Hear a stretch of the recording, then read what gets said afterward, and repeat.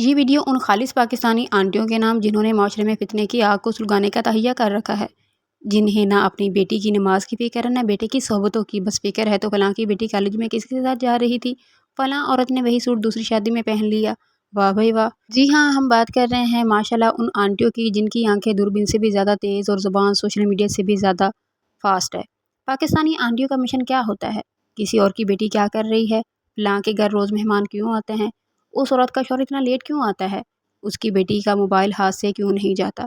یہ سب تجسس، یہ سب دلچسپی صرف اپنی اولاد سے ہٹ کر دوسروں کے گھروں میں مداخلت کے لیے ہوتی ہے، اور نتیجہ یہ ہوتا ہے اپنا گھر جل رہا ہوتا ہے مگر یہ دوسروں کے چولہوں پر نظر رکھے ہوئے ہوتی ہیں۔ یہ اسی چسکے اور چغلی کے چکر میں اپنا ایمان بھی برباد کر بیٹھتی ہیں۔ چغلی، بدگمانی، غیبت سب حرام ہے مگر یہ محترمائیں جن کی شروعات اس جملے سے کرتی ہیں، سن تو ذرا رات کو میں نے کیا دیکھا۔ غیبت زنا سے بھی بدتر ہے، کیونکہ زنا کا گناہ تو اللہ معاف کر سکتا ہے مگر غیبت جب تک دوسرا معاف نہ کرے نہیں معاف ہوتی۔ یہ آنٹیاں کہتی ہیں کہ ہم تو صرف سچ بول رہی ہیں۔ بی سچ بھی اگر کسی کی عزت خراب کرنے کے لیے ہو تو وہ بھی غیبت ہے۔ جب ماں کا دماغ محلے کی خبریں سننے میں ہو تو بیٹا راتوں کو گیم کھیلتا ہے اور بیٹی انسٹاگرام پر لائیوز لگاتی ہے۔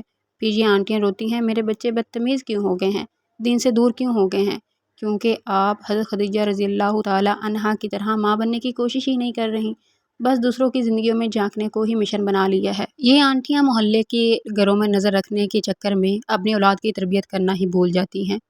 اگر یہی خواتین سیرت طیبہ پڑھیں، سیرت صحابیات پڑھیں، اپنی بیٹیوں کو حیا، پردے اور وقار کی تربیت دیں، بیٹوں کو نماز، غیرت اور حق و باطل کی پہچان سکھائیں تو کیا ہمیں سوسائٹی میں اتنی بے حیائی، اتنی بد اخلاقی اور بدتمیزی نظر آئے گی؟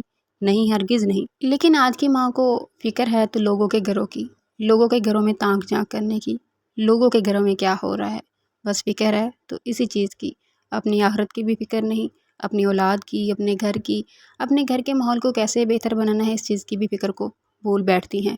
کچھ عورتیں سچ میں امن و اصلاح کی دائیں ہیں لیکن اکثریت اپنی زبانوں سے گھروں میں ہی فتنے ڈال دیتی ہیں، رشتے خراب کرتی ہیں، دلوں میں زہر گھولتی ہیں، عورت کو عورت کے دشمن بناتی ہیں، اور سب کچھ صرف گپ شپ کے نام پر ہوتا ہے۔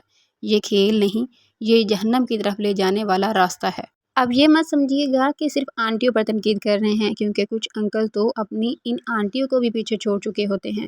جی ہاں، پاکستانی آنٹیاں ہی نہیں، کچھ انکل بھی اس دوڑ میں کچھ پیچھے نہیں ہیں، وہ جو ہر وقت محلے کے لڑکوں پر نظر رکھتے ہیں، جنہیں فکر ہے کہ کون کس کے ساتھ چائے پر بیٹھا ہوا ہے، جو مسجد میں کام اور محلے کے نکاح پر زیادہ تجزیے کر رہے ہوتے ہیں، جو جوان لڑکیوں کے لباس پر تبصرہ تو کرتے ہیں مگر خود نگاہیں نیچی نہیں رکھتے۔ یہی انکل جب کسی بچے کو نماز کی تلقین کرتے ہیں تو بچے دل میں ہنستے ہیں، کیونکہ کردار میں تضاد ہوتا ہے، کردار میں تضاد ہو تو نصیحت بے اثر ہو جاتی ہے۔ یہی انکل حضرات اگر حضرت عمر کی طرح غیرت مند، ایماندار، عدل پسند بن جائیں تو معاشرے میں انصاف کا بول بالا ہو جائے، لیکن افسوس یہ انکل سوشل میڈیا پر وائرل ہونے والے رشتوں کے قصے سناتے رہتے ہیں اور بیوی کو کہتے ہیں، ہاں ہاں تمہیں تو کچھ نظر ہی نہیں آتا، میں بتاتا ہوں اصل مسئلہ کیا ہے۔ یاد رکھیے سوسائٹی صرف عورتوں سے نہیں مردوں سے بھی بنتی ہے۔ جب آنٹی اور انکل دونوں اپنی زبان، آنکھ اور نیت کا محاسبہ کریں گے تبھی ہماری نسلوں میں صحابہ اور صحابیات جیسی عظمت آئے گی۔ معاشرے کے ان انکلز اور آنٹیوں کو چاہیے کہ تربیت پر توجہ دیں، اپنی اولاد کی تربیت پر توجہ دیں، اسلامی تعلیمات کا مطالعہ کریں، جتنے زیادہ یہ اسلام کے ساتھ جڑیں گے اتنا ہی زیادہ یہ لوگوں کے گھروں اور باتوں پر دلچسپی لینا بند کر دیں گے۔